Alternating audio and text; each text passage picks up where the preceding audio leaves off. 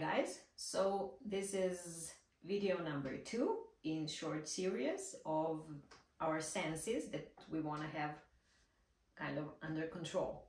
So in the previous I was explaining about having your sight under control. Now let's move it to what we hear. We hear all sorts of things throughout the day, right? And pick a subject, something. So when you hear a news that is unpleasing to you, discouraging, first know what you want, okay?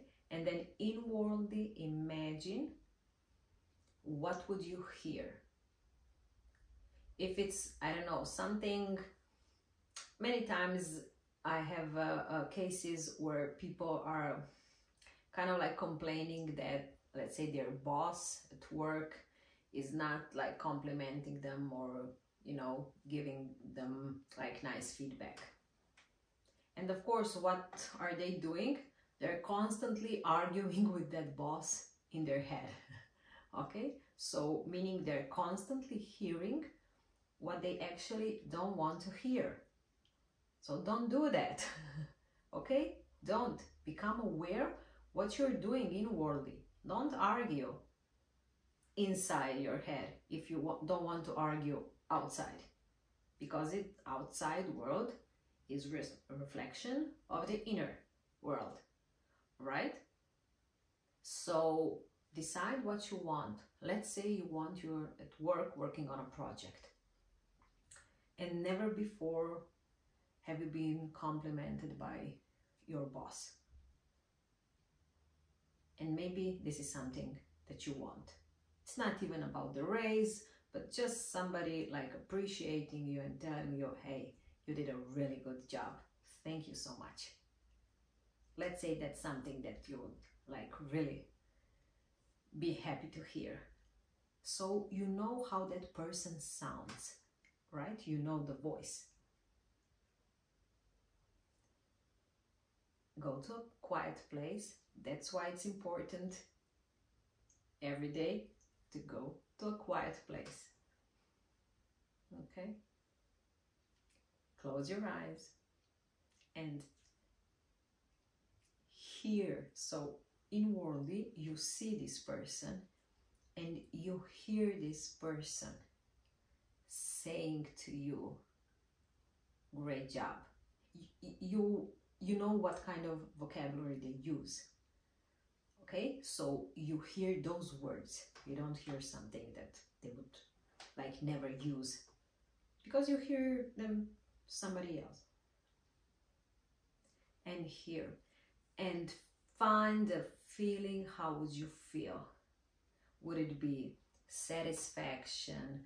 Would it be like relief? Would it be liberating? Would it be, you decide what's the feeling that you are looking for, and you see that person doing that to you, and you just do that and be persistent, and don't go next day to work and just waiting for boss to come to say you did a good job. No, when that boss comes and says something unpleasing, don't go back to that story. No.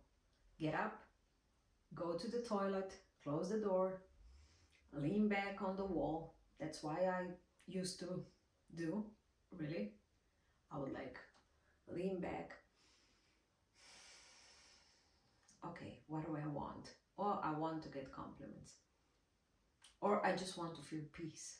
Even that's okay for the first step if it's like all over the place. Okay? Math is very simple. That's what my mentor many years ago said to me. If your thoughts go to unwanted place 1,000 times a day, your only job is to bring them where you want them 1,001 time a day. Okay, so We've been to what we see. We've been to what we hear. What I hear is not what I think I hear. I will decide what I want to hear. And I can hear it inwardly. Neville has a great story, many stories. One of the stories, his friend calling him, asking for $200,000. Was it even more?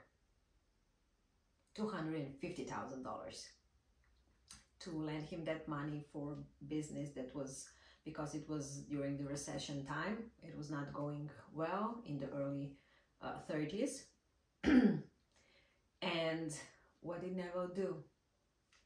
He hung up the phone and he stood by that phone and he inwardly, in his imagination, repeatedly heard his friend telling him he got the money.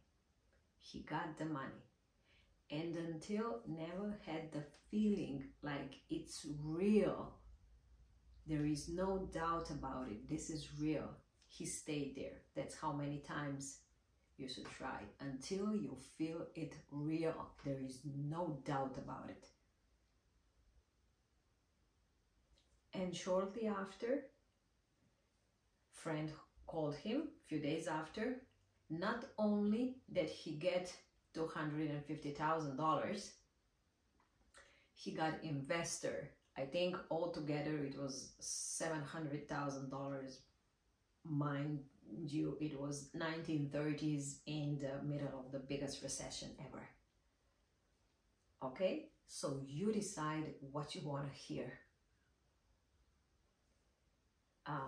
As always, put your examples in the comments and I'll come back with our next sense. Bye.